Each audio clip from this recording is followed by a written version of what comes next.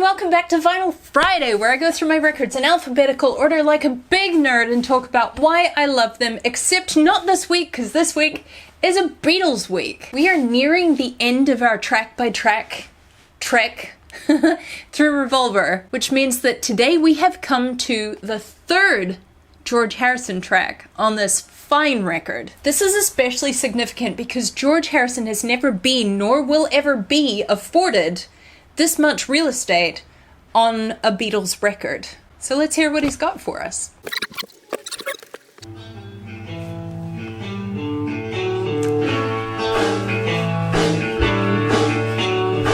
I want to tell you, third track from the end, side 2, Revolver. I've subtitled this episode The Diminished Beatle for two reasons.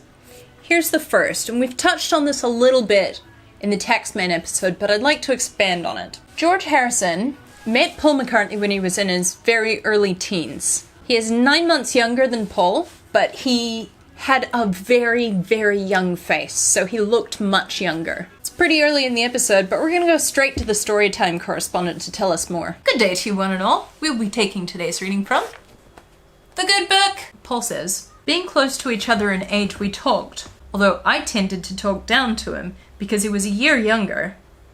9 months. He was always 9 months older than I. Even now, he's still 9 months older than me. This problem was only exacerbated when Paul brought George to John. George looked even younger than Paul, and Paul looked about 10 with his baby face. It was too much. George was just too young. I didn't want to know at first. He was doing a delivery round and seemed a kid. He came around once and asked me to go to the pictures with him, but I pretended I was busy. I didn't dig him until I got to know him. John had already been hesitant about bringing Paul onto the band because Paul was much younger than John was. A 2-year age gap when you're 15 and 17 is significant. It's not like when you're 34 and 36, where you're basically the same age.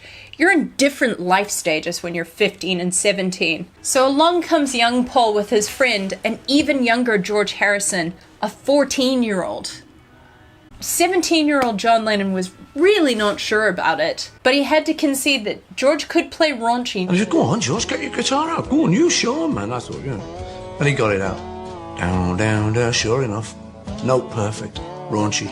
You're in. John and Paul agreed that he had the necessary skills to be a part of the band, but they treated him like a younger brother. Might have been a failing of mine to tend to sort of talk down to him because I'd known him as a younger kid. And while George did eventually grow out of his baby face, the other two didn't grow out of the way that they were treating him. So they're the Quarrymen, and then they're the Silver Beatles, and then they're Johnny and the Moondogs. They go to Germany, they play together as a band for hundreds and hundreds of hours, and eventually, as we all know, they make it big. The one and only fabulous Beatles!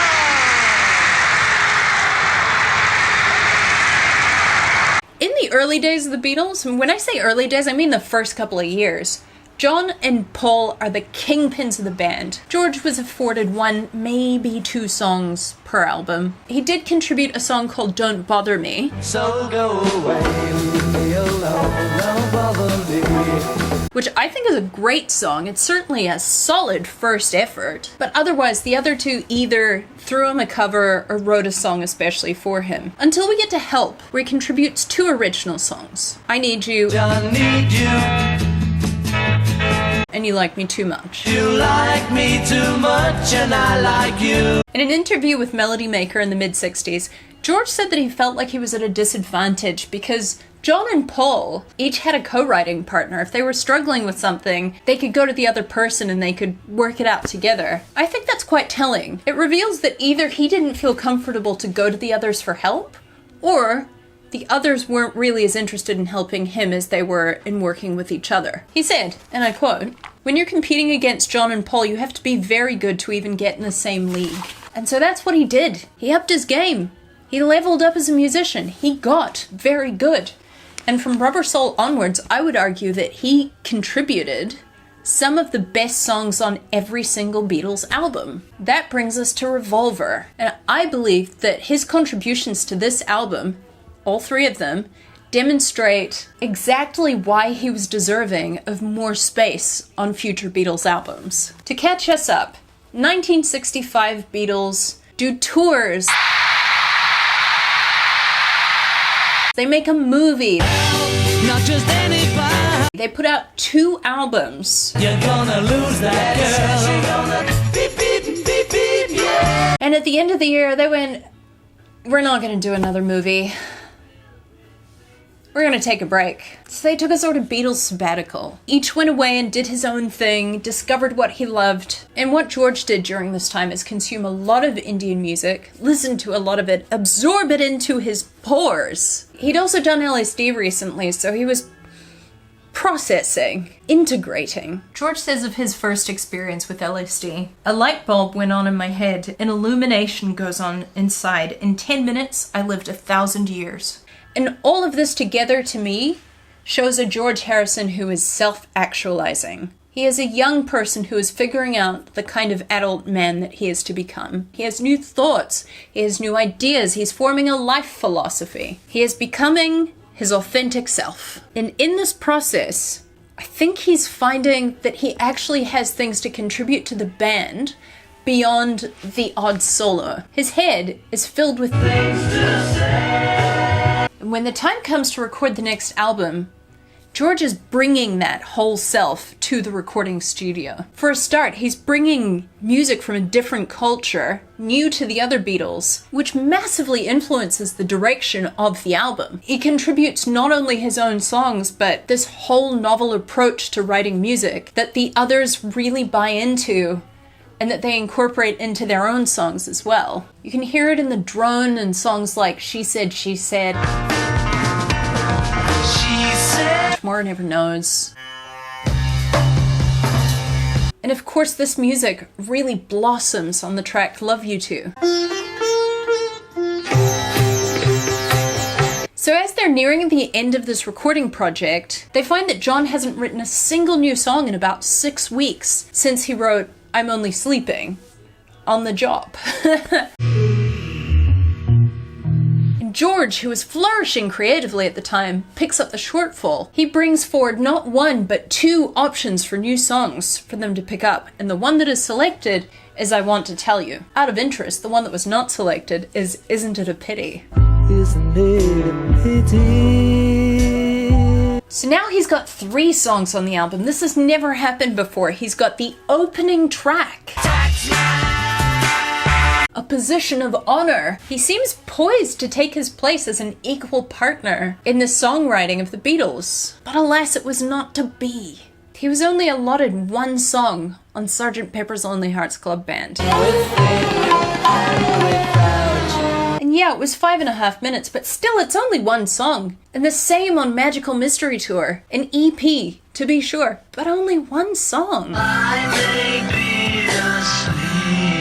And he was given a single song for every side of the White Album. Everywhere there's lots of piggies living piggy lives.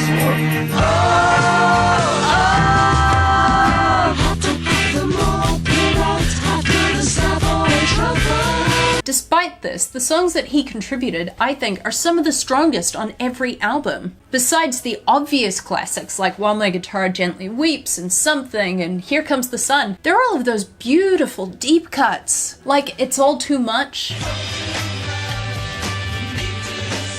Or one of my favorite George songs, Long, Long, Long.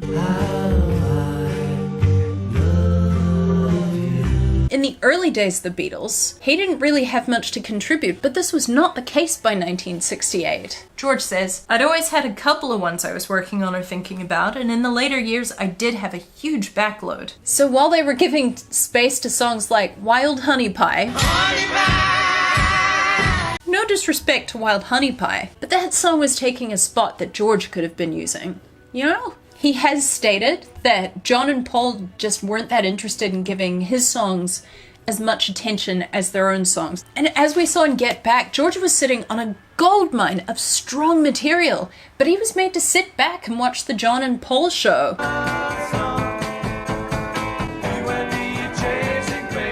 With the knowledge that he had songs to bring to the band that were arguably better than some of the tracks that were being brought to the Get Back sessions. And he eventually walked out. I think I'll be leaving the band now. When? Now. He had to wait until after the Beatles had broken up for his redemption. At the end of 1970, he released All Things Must Pass, which is largely a triple album of material that had been rejected by his Beatle peers. He had a wealth of excellent songs to draw from and put on this album. Among them was Isn't It a Pity, which was rejected for Revolver.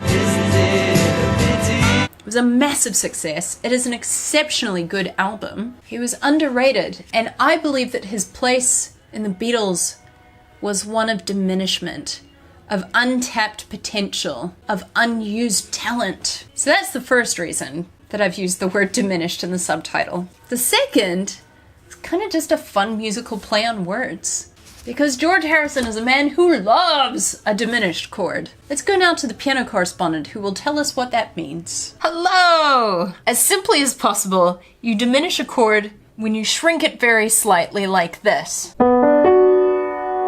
There's my chord, B minor. There's my diminished chord.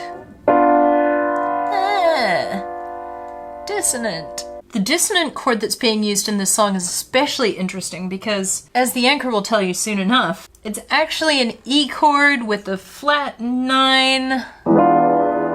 But within that chord, you've got two diminished chords. You've got this one and this one. So, on this bass note. That's why it's so uncomfortable when Paul plays. That's an uncomfortable chord, inherently. That's what I think, anyway. The diminished chord is one that is scattered throughout George Harrison's compositions. You can hear it on Blue Jay Way, C minor, diminished. Old Brown Shoe. Here it comes. Wah wah. Whatever this hideous thing is. Isn't it a pity? Isn't it a pity? Wah. Here comes the moon.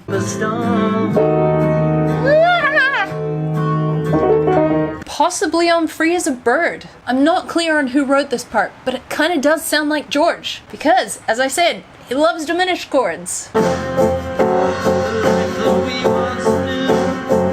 And of course, on this song, I want to tell you. When you're here. It sets the whole tone of the song. It's great word painting, as it's a dissonant, uncomfortable chord in a song about a dissonant, uncomfortable situation. George says, I realized the chords I knew at the time just didn't capture that feeling. Now, if we're gonna be pedantic, and I'm sure some of you are really eager for me to be pedantic, technically it's an E chord with a flattened 9 at the top. But an E chord with a flattened 9 is basically a diminished B chord with an E in the bass. So I'm calling it a diminished chord. I hope that's okay. I like how you always show up for the Beatles episodes. You must really be into the Beatles. Can I tell you a secret?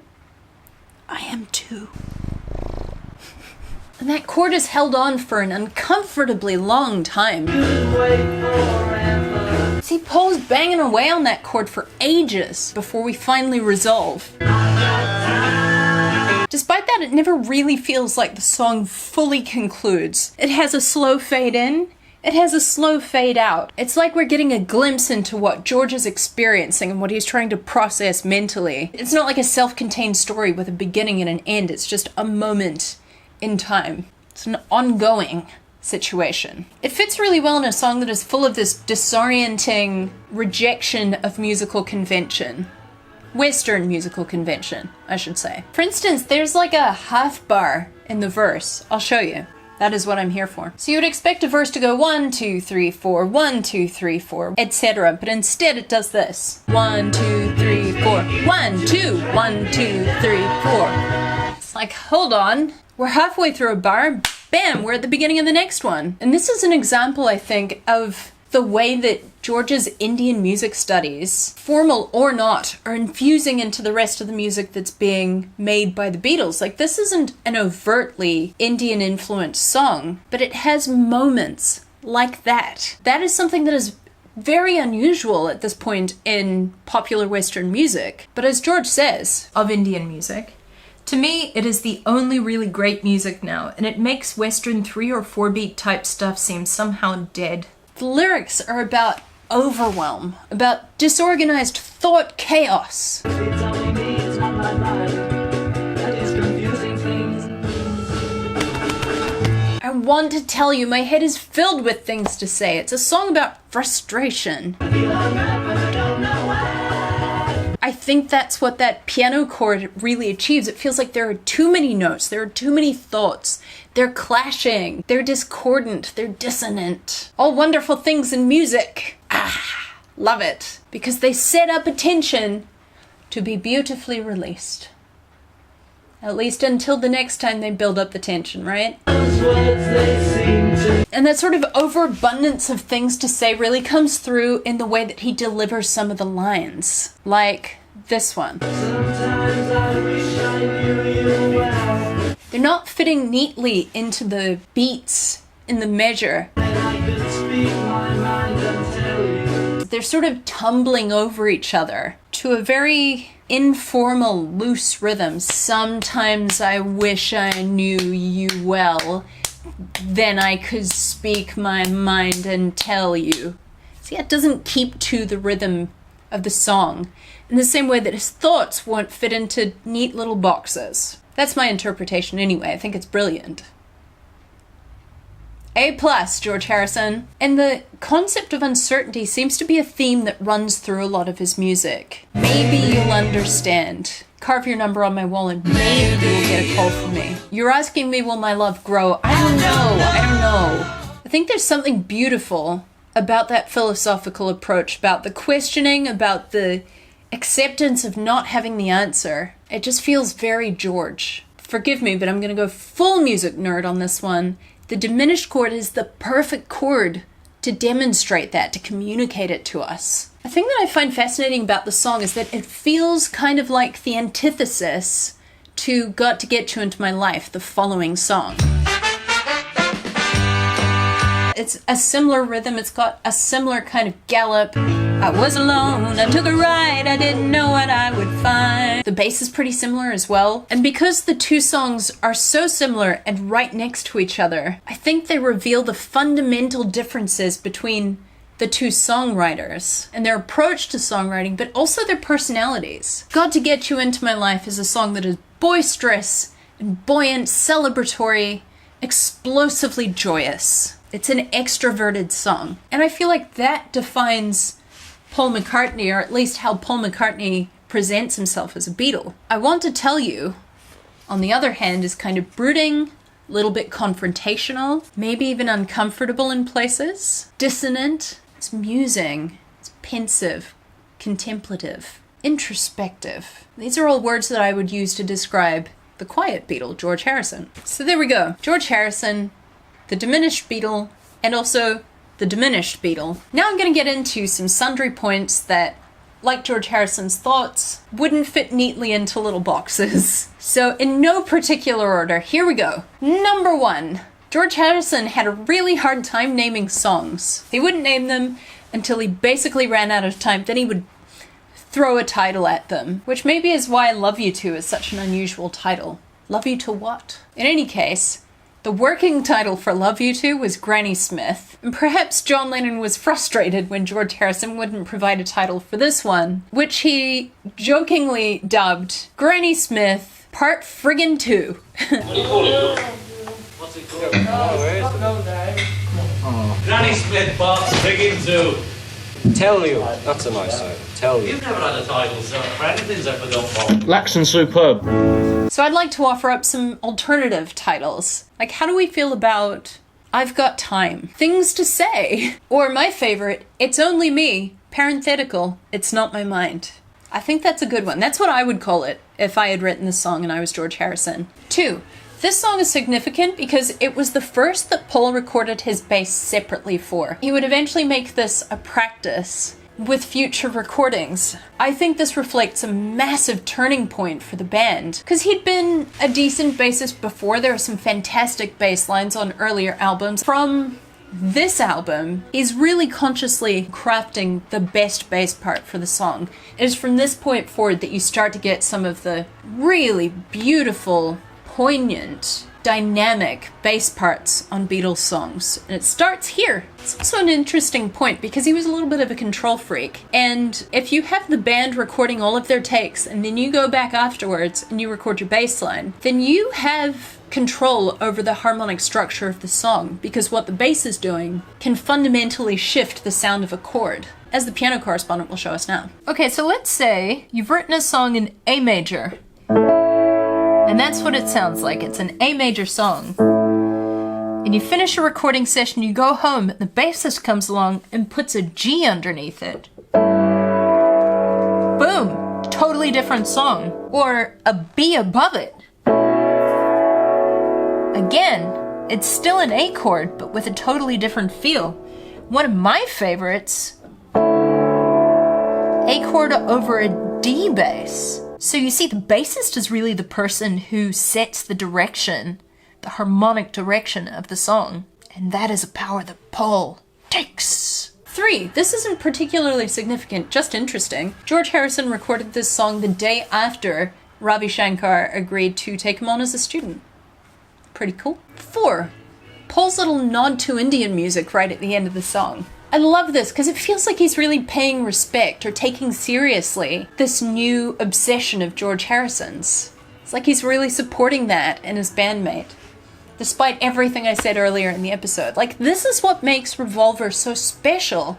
George Harrison has given the time, both on the physical record itself, but also in developing these songs, in the others taking them seriously, in John sitting down and actually writing songs with him together, like She Said, She Said. There's this moment of harmony in the band that I think is unique to this album, but I'll get into that another time. What was I talking about? Ah, this. I've got time.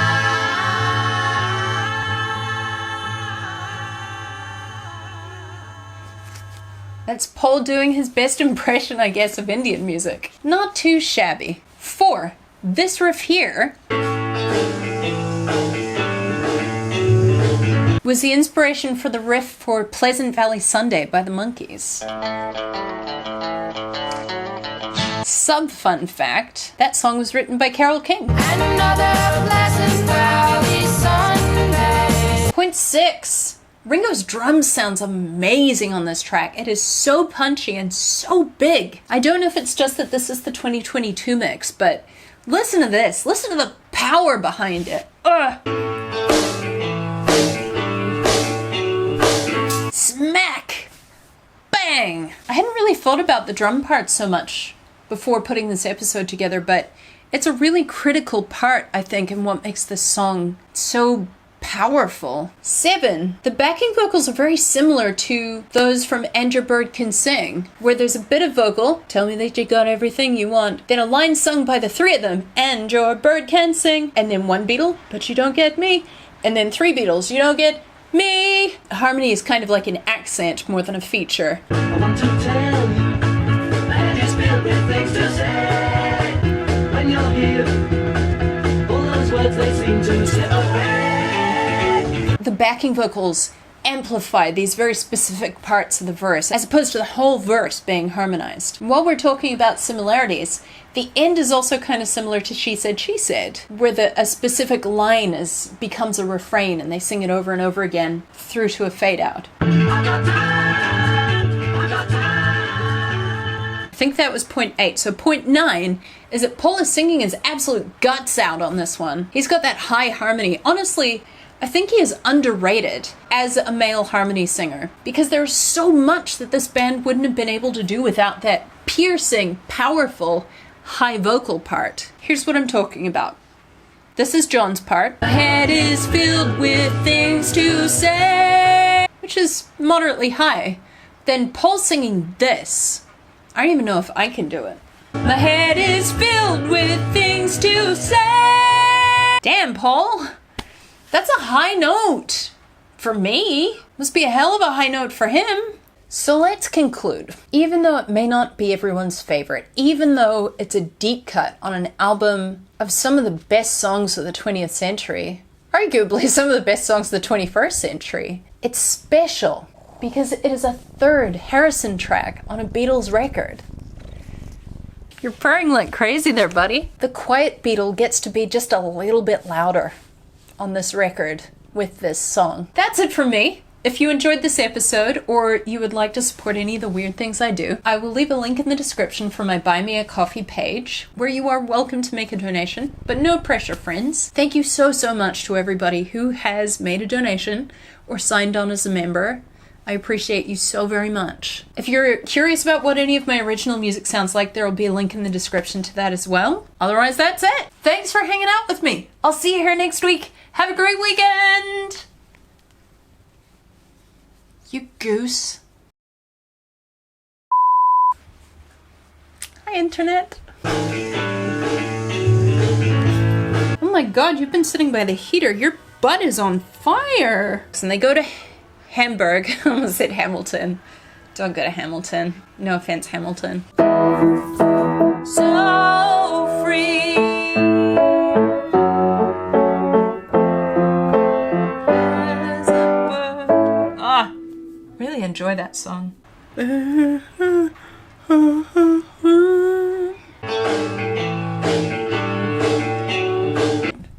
Thanks for hanging out with me. Ah! You and your bloody claws. Slip away. Off you go. Come on. Get off. Get off. Thank you. Oh, I'm covered in cat hair again. Okay, that's it.